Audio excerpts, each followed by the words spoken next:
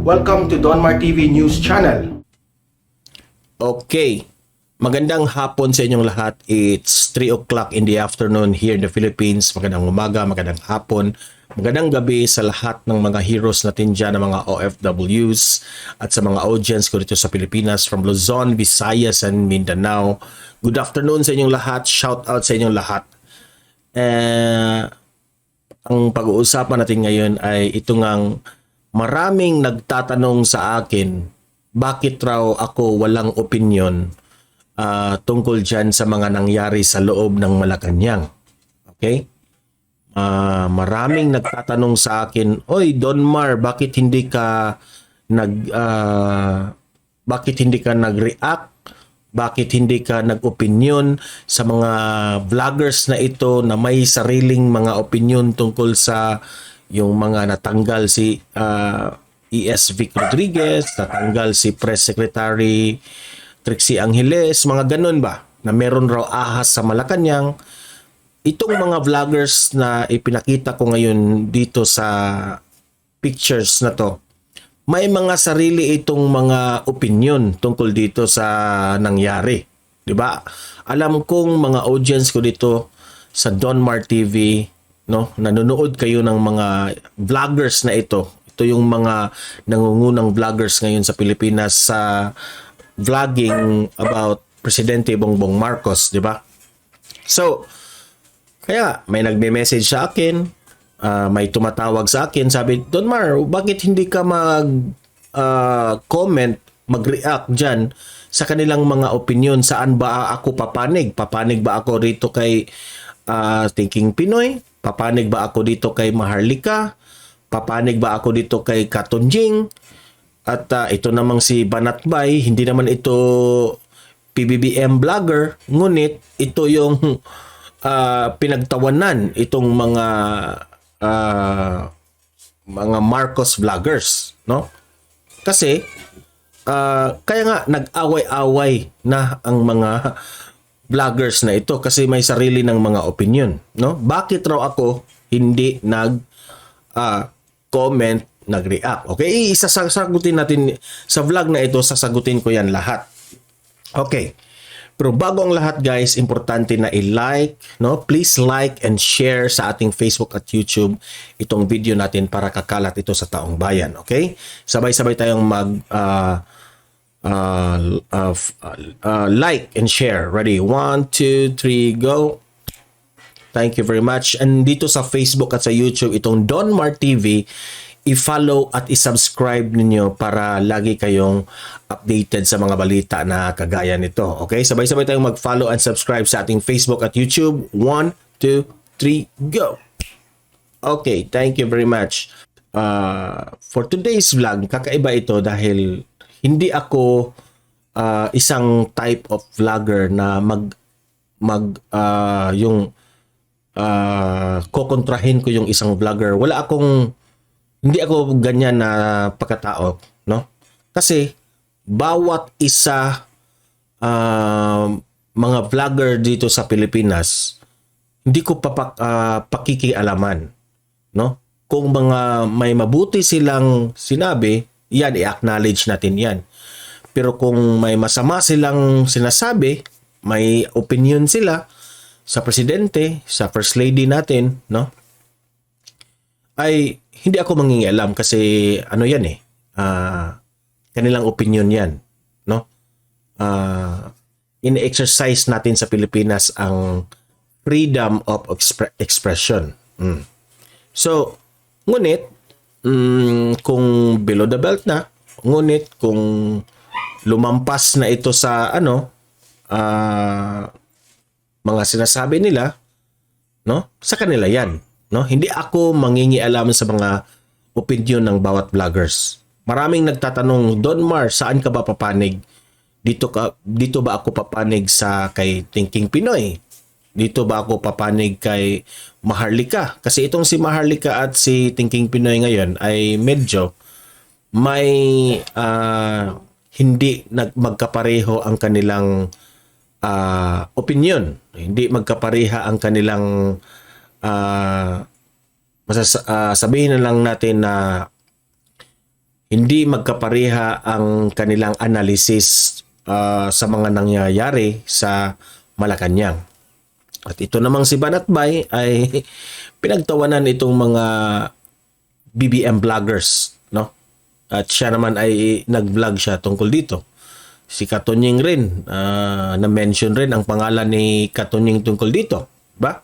So alam naman natin na itong si Thinking Pinoy ay medyo may connection ito sa loob ng Malacanang, especially yung First Lady at itong si Maharlika rin. May connection rin ito sa Malacanang. Ito yung mga veteranong, itong ipinakita kong mga picture sa inyo, ito yung mga veteranong mga vloggers sa Pilipinas. Alam natin ito lahat. Mga audience ko dito, alam kong pinanood nyo ito. No? So, kaya nga, nagtatanong kayo sa akin, bakit hindi ako, wala akong reaction dito. Sa akin lang, wala akong pinapanigan no, na vlogger dahil nga hindi nakakatulong. No? Nag-away-away na itong mga vlogger na ito, ngunit hindi ako nangingialam dahil nire-respeto ko yung kanilang mga opinion. No? Nire-respeto ko ang kanilang pagkatao. No? Hindi pa ako vlogger doon, itong mga vloggers na ito, pinapanood ko na ito. No? Na meron man silang misunderstanding dahil sa mga ibang differences nila sa kanilang opinion, sa kanilang mga analysis, pero para sa akin, no, mag-advise lang ako. For me, wala akong right mag-advise sa inyo, no? Hindi ako nagmamagaling rito. Wala akong right kasi kayong mga vloggers na kagaya nyo na marami ng followers, marami na kayong mga pinagdaanan noon pa, 'di ba? So wala akong right. Ngunit ako, yung opinion ko now, i-advise ko lang sa inyo is hindi kasi nakakatulong ang kanyang mga masasabi nating awayan, parinigan, no? Parinigan sa social media. Para sa akin hindi kasi nakakatulong. So kaya nga, hindi ako sana magba-vlog sa topic na ito. Ngunit marami kasing nagtatanong sa akin bakit hindi ako nagsalita tungkol dito. So, I hope itong vlog na ito ay aabot ito sa mga vloggers na nag-away-away na sana re-respetuhin lang natin ang ating own opinion. Sana iwasan na natin yung mga parinigan. No, hindi naman nakakatulong yan eh. Di ba? Kung sinong ahas sa Malacanang, itong si Maharlika, sabi niya meron ng ahas dyan sa Malacanang. Alam naman natin sino ang kanyang tinutukoy. At ito namang si Thinking Pinoy ay Ruberesbak rin. Itong si Pebbles Conanan, ganun, may parinigan na. So, ako, ano yan ha? Nag-watch ako lahat yan sa kanilang mga vlogs. Ngunit, I realize na sabi ko sa sarili ko, kung ganito na lang ba lahat ang mga vloggers, no? Na instead na tutulong tayo kay Presidente Bongbong Marcos, gagawa tayo ng storya, gagawa tayo ng analysis, na dapat tayo, responsible tayo kasi as a vlogger, meron tayong sariling mga audience, may sarili tayong followers, okay? May sarili tayong araw-araw na nakaabang sa atin na magva-vlog tayo. Ang masasabi ko lang ay sana there will come a time na kayo ay makarealize na hindi ito nakakatulong sa ating Presidente Bongbong Marcos. No? At ito namang si Banatbay ay nag-aabang lang sa mga bangayan, parinigan ng mga BBM vloggers kasi hindi ito BBM vloggers pero humahanga ako dito kay Banatbay kasi lagi naman akong nanonood noon dito sa kanyang mga vlogs, no? May mga opinion rin itong si Sir Banatbay na magaling siyang mag-explain, nagpapatawa, marami siyang mga audience rin na pinasaya niya sa kanyang vlog, no? Mga Isko Moreno na mga audience, no? Marami. Ngunit, isa rin ito si Banatbay na mga original na mga DDS vloggers. Ito si Thinking Pinoy, DDS vlogger lang ito. Ito si Marlica, DDS vlogger. Magkakampi ito lahat noon. Ngunit ngayon, hindi na. Dahil may iba silang mga analysis, differences na. So, sa ganito pa lamang paraan, hindi maganda, sa ako na opinion ko to, hindi ako nagmamagaling.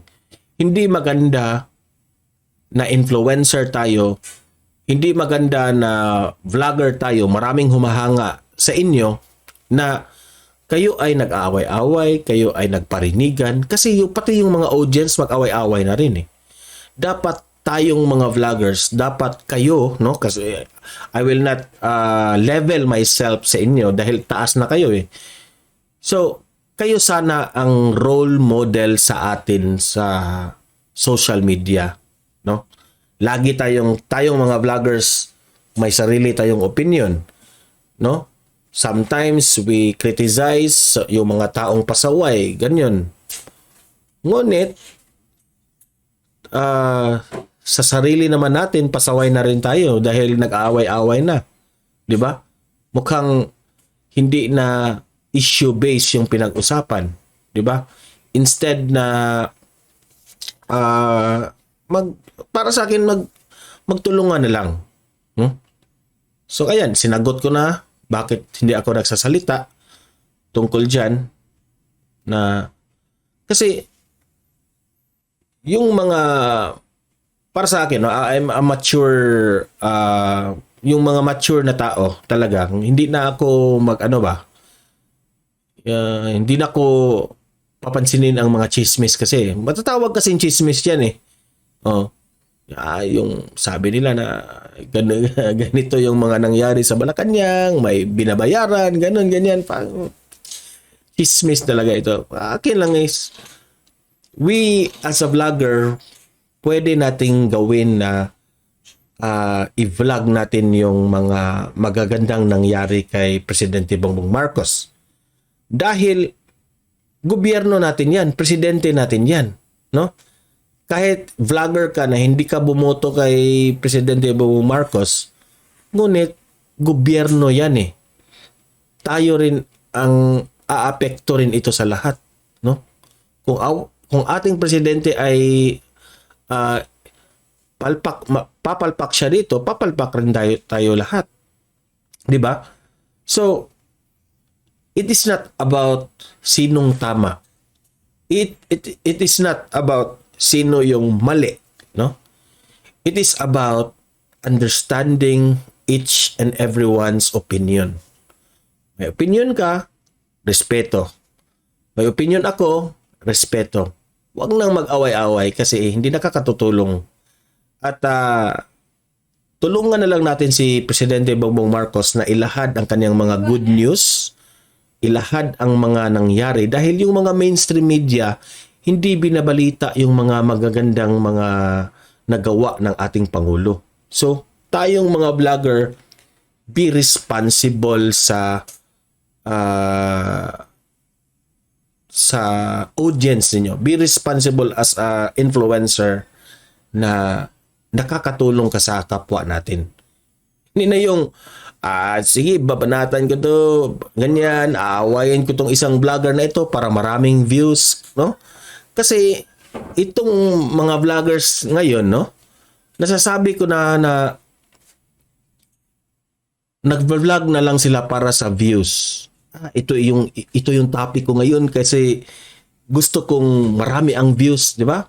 Ako nga, nagva-vlog na ako ngayon ng mga good news ni Presidente Bongbong Marcos kahit walang manonood, no? Kahit boring yung topic na ipinakita ko kay Presidente Bongbong Marcos kasi walang masyadong manonood kapag hindi yung kasi yung marami kasi mga audience na gusto nila yung mga parinigan, yung mga chismis, yung mga away-away kasi yes, I know na nakaka-entertain yun. Ngunit sa akin naman, no, responsible tayo na vlogger na dapat ibabalita rin natin yung mga magagandang mga nangyari. Kasi maraming mga audience tayo dito na medyo yung kanilang buhay ay nag-struggle rin, no? Maraming, hindi man na tayo lahat na mga audience na masaya, di ba? Meron din nanonood dito for update ba? So, tayo, makapagbigay saya, makapagbigay good news sa kanila as they open their cell phones to watch balita. Hindi naman puros mga chismis, puros mga awayan dyan. Hindi nakakatulong, di ba? So, yun lang. Kayong mga audience ko dito, libre kayong mag-comment, mag-react tungkol dito sa sinabi ko na opinion ko ito. Huwag kayo sanang magalit sa akin dahil hindi naman ako nagbabagaling dito. This is my own opinion. Hindi ako mangingialam sa mga chismis na yan sa loob ng Malacanang na may ahas dito. Para sa akin, chismis yung lahat eh. Hindi naman ako, hindi ko sinasabi dito sa vlog ko na mga mali silang lahat. No? Kanilang opinion yan. Rerespetuhin natin yan lahat.